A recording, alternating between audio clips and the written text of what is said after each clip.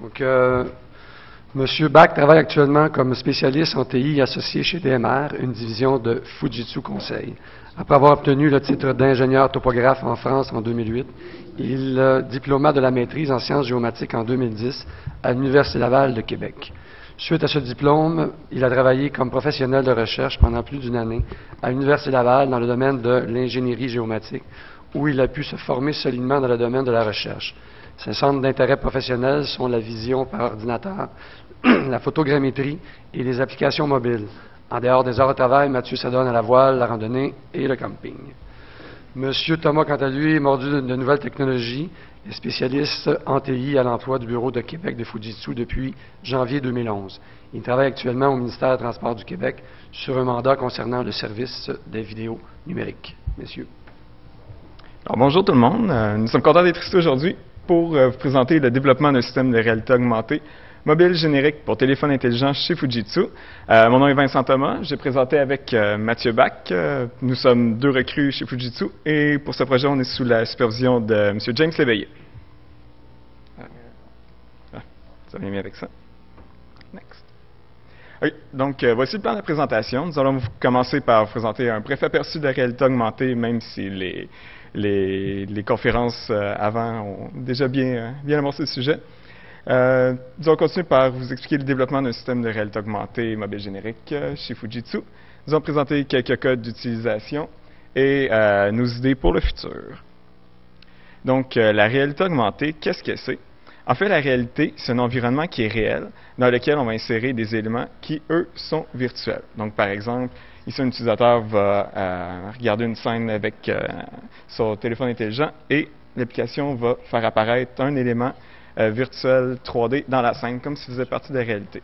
Donc, la clé ici, c'est de savoir, c'est de connaître notre position et l'orientation de notre appareil de visualisation pour pouvoir projeter l'élément virtuel comme s'il faisait partie de la réalité.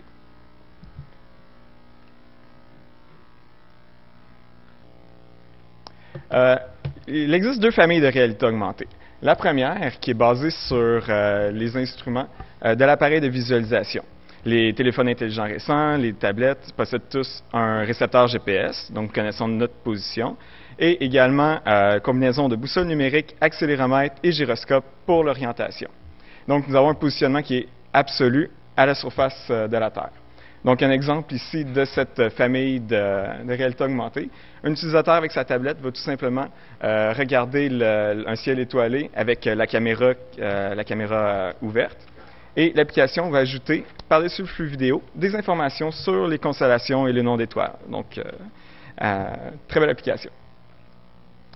La deuxième famille, donc à l'instar de la première application qui était basée sur un positionnement qui est absolu à la surface de la Terre, la famille de l'analyse d'images repose sur un positionnement qui est relatif entre l'appareil de visualisation et un marqueur de réalité augmentée. Donc, l'utilisateur va regarder la scène encore avec la caméra ouverte, donc la réalité. Dans cette réalité, on va insérer un marqueur qui est physique, donc ce marqueur-ci. Un marqueur, c'est tout simplement une image que l'application connaît d'avance. Donc, pour chacune des images du flux vidéo, l'application va scanner l'image, va tenter de retrouver le marqueur.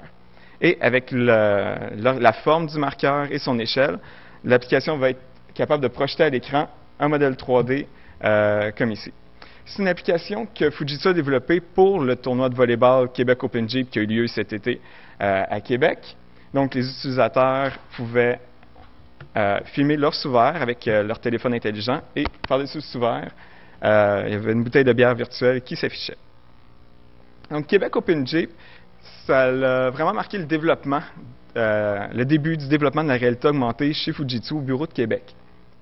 C'est un tournoi qui rassemblait plus de 200 athlètes et qui va être de retour l'année prochaine à Québec. Donc, si vous aimez le volleyball de plage, c'est un rendez-vous. Donc, je vous ai présenté la première application que Fujitsu a développée. Et moi et Mathieu, nous avons développé une seconde application qui s'appelle Québec Open Jeep VIP. Donc, le but de cette application, c'était de localiser le site de l'événement et les stationnements incitatifs. Nous avions 3 modes de visualisation pour les points d'intérêt. Un point d'intérêt, c'est tout simplement une position géographique à laquelle ont été associées des informations, par exemple un modèle 3D, ça peut être un son, ou ici des étiquettes 2D. Donc nous avions une première vue en réalité augmentée. L'utilisateur filmait son entourage et les étiquettes indiquaient la direction des stationnements et du stade de volleyball. Une seconde vue pour visualiser les points d'intérêt, une vue cartographique un peu plus conventionnelle, et également une vue sous forme de liste pour avoir un accès rapide aux points d'intérêt. Donc, bien que cette application était quand même assez rapide à développer, assez simple, trouvions qu'il y avait quelques points intéressants qu'on a amenés. Premièrement, l'application, à son démarrage, allait rechercher les points d'intérêt. Donc, ici, les points d'intérêt, il y a le stade avec les coordonnées, les stationnements, directement sur un serveur. Donc, pour mettre, par exemple, pour ajouter un stationnement, nous avions seulement à mettre à jour le fichier sur le serveur et l'application allait télécharger la dernière version automatiquement.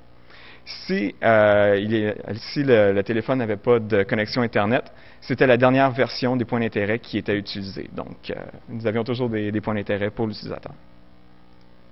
Donc, nous avons aussi plusieurs types de points d'intérêt. Et nous permettions aussi le calcul du trajet à l'aide du service web de Google.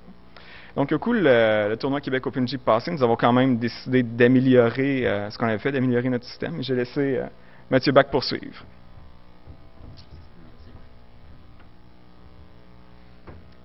Donc, je reviens juste en arrière vite fait.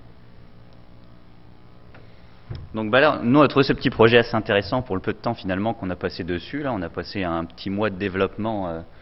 Bon, c'est sûr que c'était une application assez simple qu'on nous avait demandé de développer là, mais histoire de commencer un petit peu dans la réalité augmentée. Puis nous, on s'est dit quand même, là en 2011, on est capable, je pense, d'afficher un petit peu plus que juste des étiquettes dans le monde réel.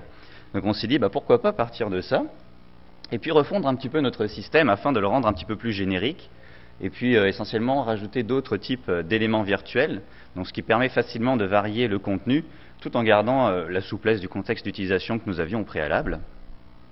Donc pour cela, en fait, on est parti sur un système de différentes briques. Donc nous avions d'abord un ensemble de représentations, image 2D, une image 2D animée, un modèle 3D, un modèle 3D animé, etc. Ça reste ouvert comme liste. Nous avons différents affichages, donc une vue de réalité augmentée au travers de la caméra, une vue cartographique, donc sur une petite carte, ce qu'on a vu un petit peu avant, ou alors au travers d'une liste plus simplement, tout dépend les cas d'utilisation. Nous avons différentes actions, donc des actions afficher des informations, changer la représentation, jouer un son, qui sont déclenchées en fait suivant le type de déclencheur que nous avons choisi, soit toucher le point d'intérêt, soit le viser avec le téléphone par exemple. Et tout ça, ça repose évidemment sur un socle de points d'intérêt qui sont tous géolocalisés, d'où l'intérêt de présenter à Géomatique 2011 aussi.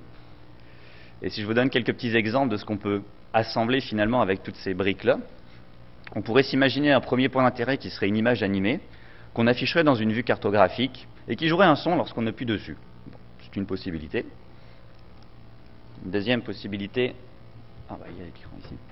Ce serait un modèle 3D qu'on afficherait donc dans une vue de réalité augmentée, c'est comme ça qui est assez intéressant, et qui s'animerait lorsqu'on le viserait en plein centre de notre écran. Une troisième idée, ce serait afficher une image dans une liste, bon, c'est ce qu'on a vu, la liste simple liste, là, qui afficherait les informations lorsqu'on la sélectionne. Bon, tout ça, c'est tout un ensemble de briques qu'on peut choisir, mélanger pour finalement obtenir un résultat. Mais pour passer un peu plus au concret finalement de tout ce qu'on a expliqué. Donc je vais vous présenter quelques petits cas d'utilisation là qu'on a préparés pour la conférence. Donc en ce qui concerne des images 2D fixes, bon là je ne vais pas répéter ce qui était pour le Québec OpenJIP VIP. C'est disponible sur l'App Store d'Apple si vous voulez le télécharger. Nous avons alors un modèle 3D fixe. Donc là on s'est fixé un petit scénario, là, une personne qui viendrait de Bécomo et qui aimerait voir l'implantation d'un nouveau stade de volleyball à Québec par exemple. Donc il se rendrait à Québec avec son téléphone intelligent, et puis le sortirait, et puis rendu sur le lieu, pourrait vous visualiser finalement ce modèle 3D dans son environnement futur, dans son environnement réel. Je pense que la vidéo ne marchera pas. Je vais devoir quitter. Okay. Là on n'a pas de son, mais c'est pas grave. Donc là, on serait situé sur un petit stationnement. Nous avons décidé d'implanter le stade à cet endroit-là. Donc là, ce serait une autre vue. On serait sur le terrain. Là, on peut se promener librement, en fait, finalement, puisque le modèle est fixé dans le monde réel. Donc là, je me promènerai sur le terrain, je visualiserai le filet. Puis comme le modèle, finalement, est modélisé à l'intérieur aussi, on pourrait le filmer de l'intérieur. Puis ici, on verrait, à travers la porte, le terrain de volleyball. On a récupéré le modèle du Québec OpenGym, c'est ce qu'on avait sous la main, pour le visualiser, finalement, dans son environnement.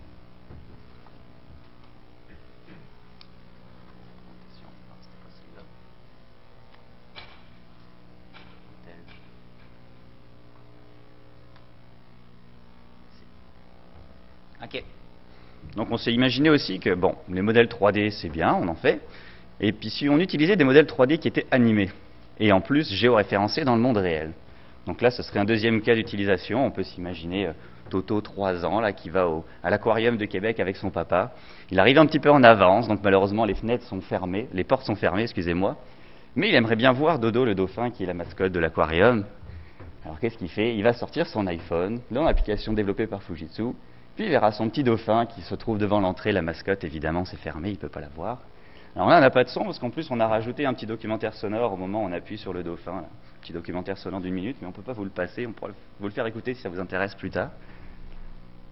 Voilà de ce qu'on aurait. Puis le troisième exemple, ce serait une image 2D animée, parce qu'on avait des étiquettes fixes et des étiquettes animées. Donc là, le petit scénario, ce serait Vincent, ce matin, qui part de son hôtel, mais qui ne sait pas où se trouve la conférence. Donc il va sortir son petit téléphone intelligent et va l'utiliser pour repérer le lieu de la conférence. Ah, c'est ici.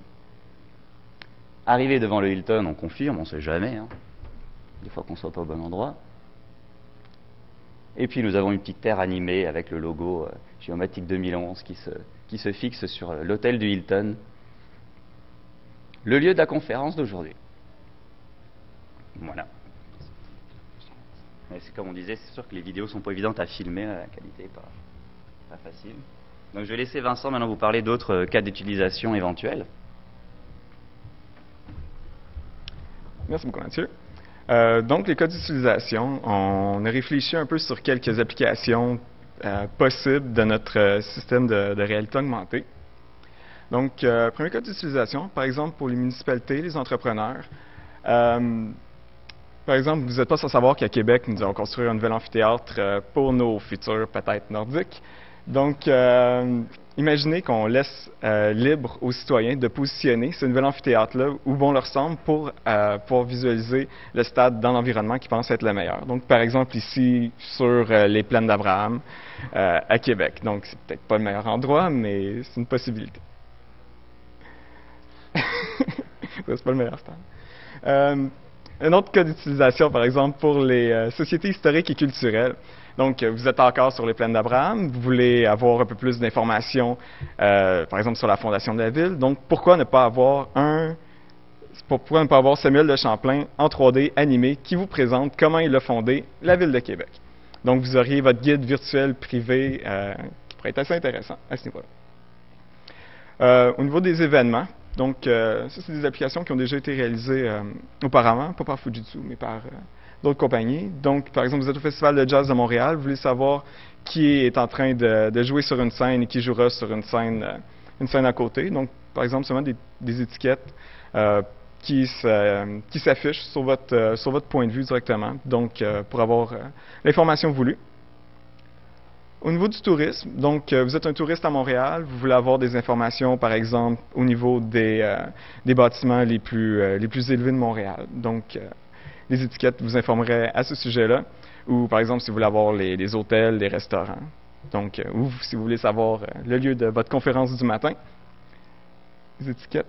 Nous avons aussi quelques idées pour le futur. Donc, on n'a pas commencé à développer, mais c'est des idées qu'on a. Donc, vous avez vu que pour le tournoi Québec OpenJeep, nous avions 2 applications différentes. Donc, nous aimerions intégrer les marqueurs dans notre système de réalité augmentée.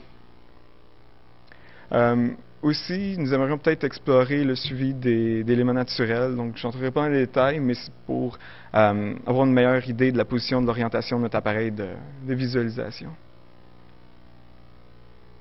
Nous aimerions aussi implanter la luminosité ambiante. Donc, pour augmenter le réalisme des éléments virtuels dans la scène, donc, en ayant notre position et notre orientation avec l'heure de la journée, nous sommes capables de calculer où est le soleil par rapport à notre appareil de visualisation. Donc, nous pourrions ajouter, par exemple, des ombrages à nos éléments virtuels et puis aussi ajuster la luminosité de la scène selon la luminosité ambiante. Nous aimerions aussi permettre facilement l'ajout de différentes langues dans notre système. Au niveau de la portabilité, nous avons développé seulement pour iPhone, peut-être éventuellement dans le futur être capable de porter sur Android et quelque chose d'un plus facile serait d'ajuster sur le format d'une tablette. Nous aimerions aussi intégrer un modèle 3D de la réalité. Donc, à quoi est-ce que ça pourrait servir? Donc, si je reprends mon exemple du début, un utilisateur est en train de pointer la porte Saint-Jean avec son appareil dans une application de réalité augmentée. Si cette fois-ci le dinosaure est situé derrière la porte Saint-Jean, le système, puisqu'il ne connaît pas la géométrie de la porte, va quand même dessiner le dinosaure à l'avant-plan. Mais si, par exemple, on a un modèle 3D de la porte Saint-Jean, modèle 3D géométrique, comme ceci, donc le système de réalité augmentée est capable de gérer les occlusions, c'est-à-dire de cacher les parties de l'élément virtuel qui se retrouvent derrière les éléments qui sont réels, dont on connaît la géométrie. Donc, je vous remercie beaucoup, puis je vous invite aussi à télécharger, si vous voulez, les applications de Québec OpenJeep. Et puis, on a des sous-verts, donc, si vous voulez faire apparaître la bouteille de bière virtuelle. Donc, je vous remercie beaucoup, puis je n'ai pas pour des questions.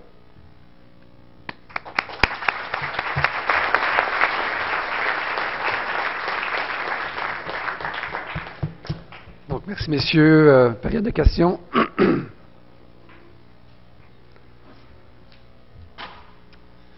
Pour avoir un peu... S'il vous plaît, vous identifiez votre nom et votre organisme. Nicolas Delfont, analyste en géomatique pour Viasat. Pour avoir un peu utilisé la réalité augmentée pour des jeux ou whatever, parfois quand il n'y a pas de marqueur géographique et qu'on utilise l'environnement naturel, il y a une précision qui est assez faible. Est-ce que c'est dû à la précision du GPS qu'on utilise, à la résolution de la caméra ou à la qualité du code pour l'API qui a été développé? C'est beaucoup dû surtout au récepteur GPS et à la boussole numérique. Donc, c'est là que les erreurs sont les plus grandes. Avec le gyroscope dans le dernier iOS, donc le système d'exploitation d'Apple, donc ça ne réglera pas le problème du GPS, mais il y a un nouveau module qui s'appelle CoreMotion qui va nous donner les données avec le gyroscope aussi. Donc, si on intègre le gyroscope, ça va aider un peu pour le positionnement des éléments virtuels, mais ça ne réglera pas le problème du GPS. Donc, c'est sûr que ce n'est pas fait pour des applications telles que M. Côté a présenté avant moi, de très haute précision. Si je peux juste ajouter quelque chose. Ouais, c'est vrai que c'est le GPS qui est un petit peu le plus handicapant, surtout quand on est en ville, en fait, parce qu'on est contraint avec tous les bâtiments qui sont autour, qui donnent une plus mauvaise réception. Donc, le genre d'application basée là-dessus, elle fonctionne bien en général une fois qu'on s'est positionné puis qu'on tourne autour de nous. Le recalage n'est pas trop mal en général, moyennant évidemment les précisions qu'on s'attend pour ce genre d'application. Mais c'est sûr que quand on marche, le suivi n'est pas forcément en temps réel avec ce type de GPS là pour l'instant. Mais bon, on s'attend à ce que ça s'améliore avec les futurs instruments et tout ça plus tard, les futurs téléphones. Une autre question?